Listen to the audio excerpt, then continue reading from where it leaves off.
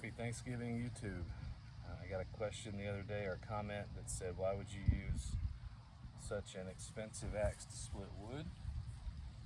And I was using the Tuatahi work axe, which is about a $200 axe, maybe a little bit more. And yeah, that was the question. So I thought what I would do was go over some of these tools I use to split wood. And first, before I get into it, I don't think there's a right or wrong here. You got to kind of do what you want to do and figure out what works for you.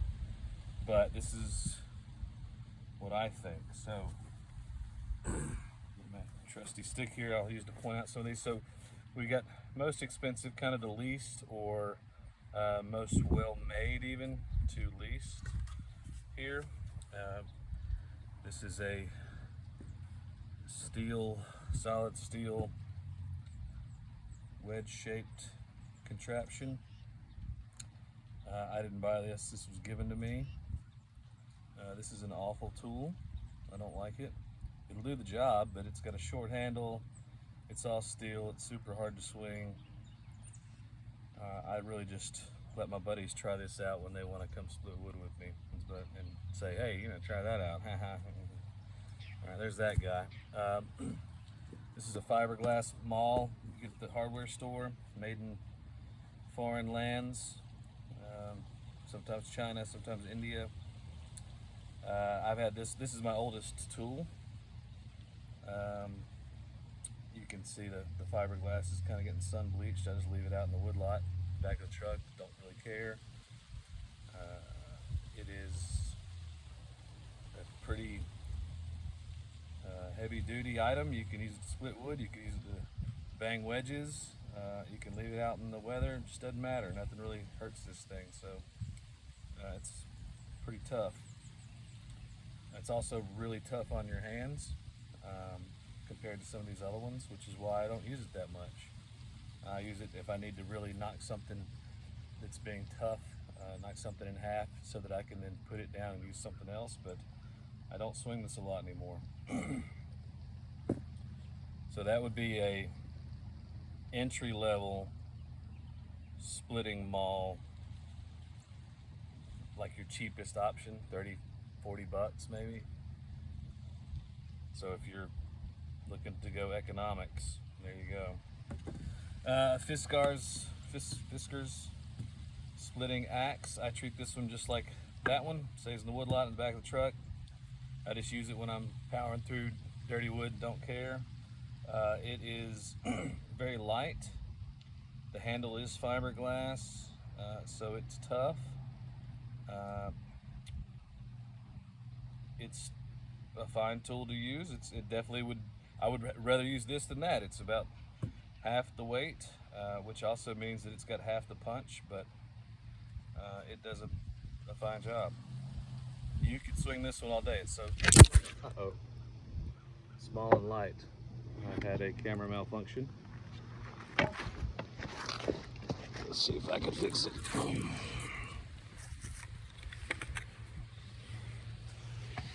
My tripod is screwed up on me a little bit. There we go. Next on the list would be the Fiskars Pro ISO Core, which is a splitting Maul, kind of an updated version of this guy, about twice as expensive. It's got the sledge head and the wedge side. It's really tough too. I leave this one out in the wood lot. It's definitely got a better grip to it than that one. The handle's a little softer down here, but it's big and heavy, so I typically only use it when I'm busting through tough wood, big rounds, before I use the other kind, which are we're going to talk about next. This is a Holtefors, I don't know how you say it too good. This is a splitting axe. It is very, very light. It's got that Swedish design where you've got a thin or narrow blade and a sharp wedge. This is a great middle of the road axe. If I wanted to split something like this, it would be difficult even if I was trying to chip off the sides. There's just not a lot of weight here. But if I was going after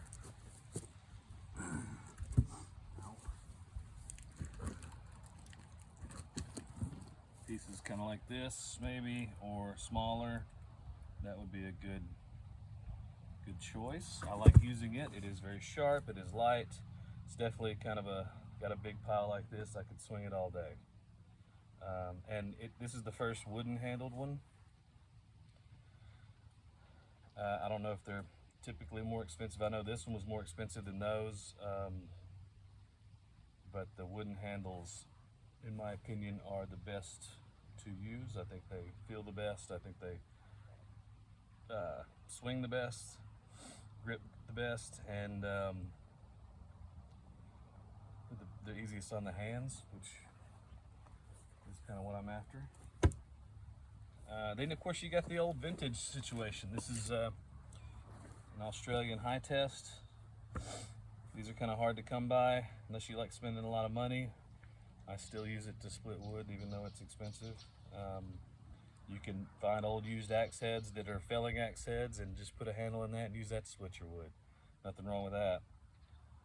You have to obviously rehang it and buy a handle or make a handle and do those kinds of operations, but that can be a $15 handle and a $15 head. You got 30 bucks in it, or you can buy a $200 or $300 vintage head like this one and go that route. And then last but certainly not least is the Gransfors Brooks splitting maul. And I've got a few more. I just grabbed these that were out here that I had laying around. This one this one is almost as expensive as that, but it is made for splitting wood. It's a splitting maul. You can use in a pinch, you can use this side for wedges. I don't do that. I don't see any need for that. I got other less expensive mauls or sledgehammers, but you could use this if you had a one-tool operation. This one's about 6 pounds, and that's really the sweet spot, I think, as far as it's got enough power behind the swing, enough weight behind it to really be able to crack open big stuff, but not wear yourself out. Whereas, this one's like 3 or 3.5 pounds. It just doesn't have that same force behind it. It'll plunge deep, and that's good, but sometimes you just need that extra weight. So yeah, this guy's really got it, and I left this one at somebody's house one time, and it rained for 2 days, and that ruined the handle. So I learned my lesson there. Got a new handle from them, put it in myself, and it works great.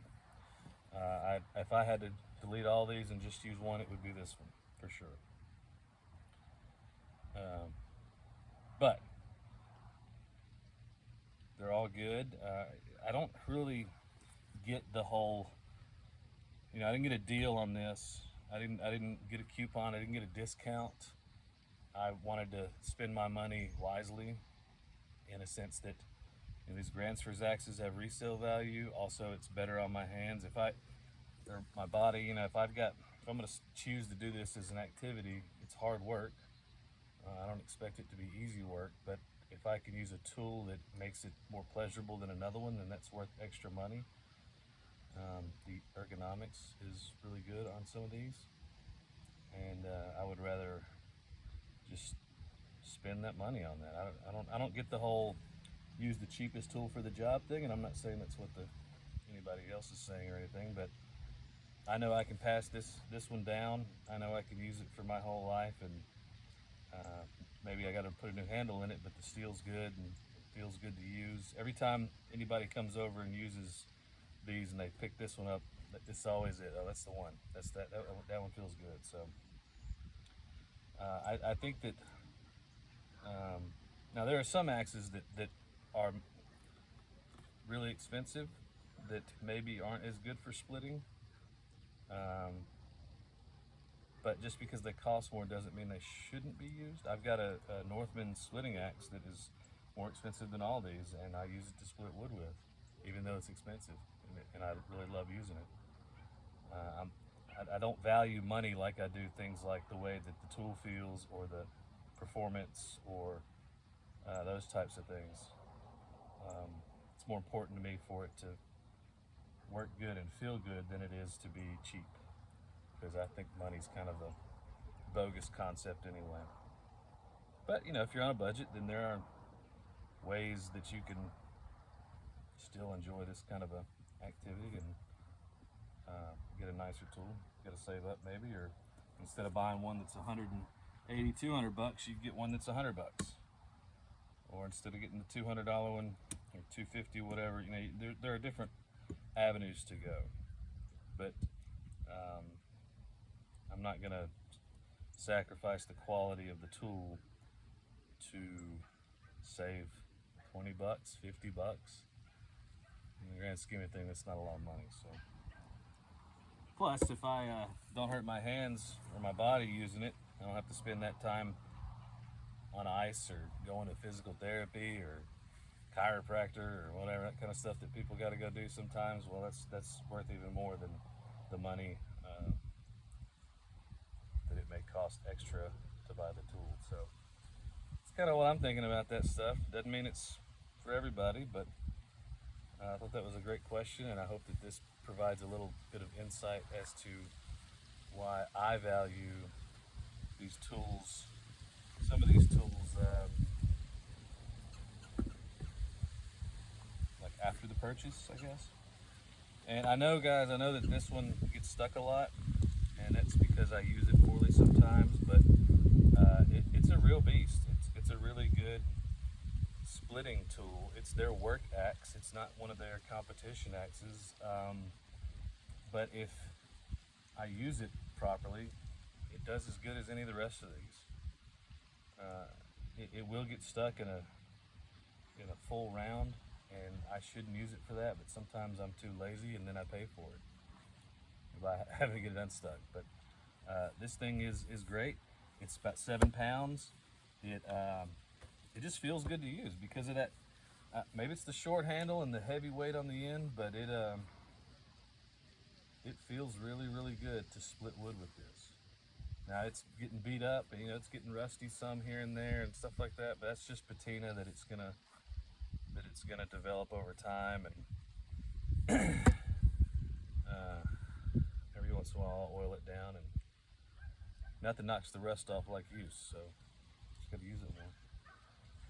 All right, those are my thoughts. Happy Thanksgiving to those of you who celebrate it, and I like the comments and questions. So, I mean, I don't like the crummy ones where you're like, you don't know what you're doing, and then that's it. But I guess there's those people out there. But if you've got questions or criticisms that I can respond to in a constructive manner, I would love to keep doing this kind of stuff. But I can also do the quiet videos. I like doing those too. So